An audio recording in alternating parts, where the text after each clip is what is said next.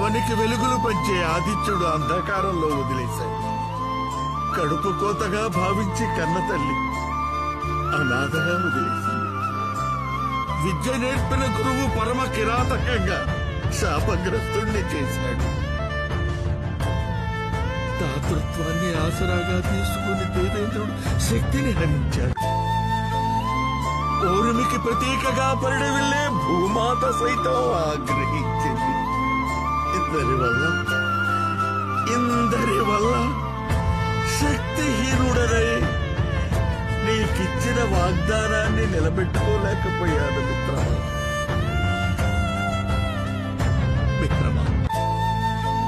నీ దయముందు నా జీవితమంతా ఈ జన్మకే కాదు హితుడా, జన్మ జన్మలకే ఈ రాధేయుడు నీ విధేయుడు మిత్రమా.